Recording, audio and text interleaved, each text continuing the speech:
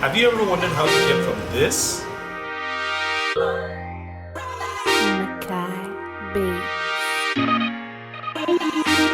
to this?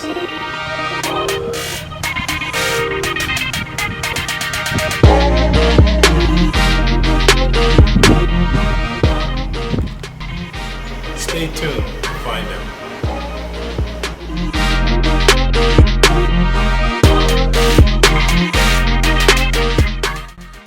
At this level, what we're going to attempt to get the puppy to do is to actually open his mouth onto the dowel. Now we don't want him, or we don't need him to actually grab the dowel, but we want him to just put his mouth over the dowel, and then we take it away as we mark the behavior simultaneously. That is the next sequential step after getting him to just touch the dowel with his nose. So once again, we're just getting him to place his mouth over the dowel.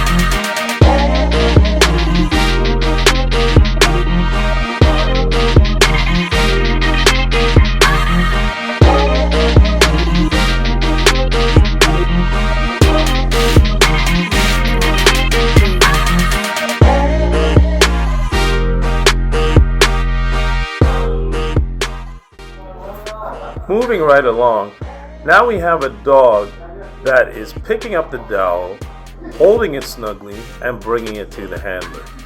The little leather strap on the end of the dowel allows me to proof the grip to make sure that he is holding it tightly. Upon releasing, we obviously reward our dog. The dumbbell in competition is worth a lot of points, and this is why we spend so many hours, man hours, teaching the dumbbell. And we do a lot of proofing. As you saw there, I just placed my dowel support on the ground, and I'll have the dog pick up the dowel from the support and bring it in. Now you may ask, why am I using the dowel as opposed to the dumbbell in this situation? Well, any mistakes that are to be made, I want them limited to the dowel and not associated with the dumbbell itself. The dumbbell is actually the finished product. And so working our way up to the dumbbell, we're using just the dowel with our little leather strap on the end for proofing, as well as our dowel support. We can change the angles. We can place it to the left, to the right, further away, very close. Simply because in trial, sometimes when we throw the dumbbell, it may not go where we want it to go. And the dog eventually has to learn to come straight in center, as you see here in this clip.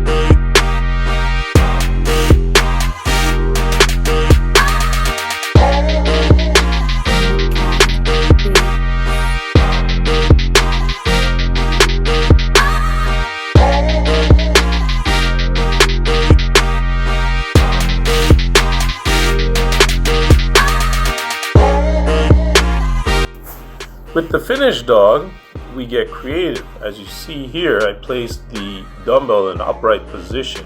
That's actually happened to me in a trial where I threw it out and it landed in that position. But because of the amount of work I did with the dog prior to that, he had no issue running out and grabbing the dumbbell.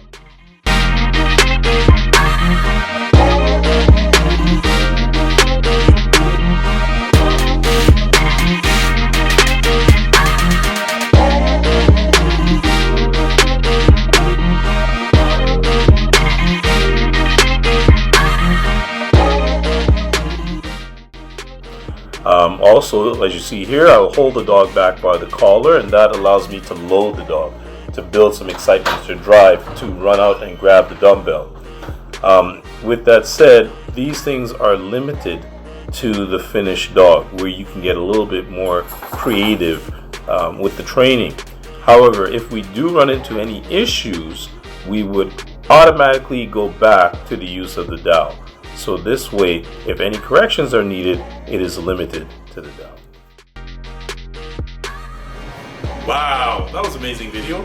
We got a chance to see a young puppy and how we start them on the dumbbell retrieval using the wooden dowel.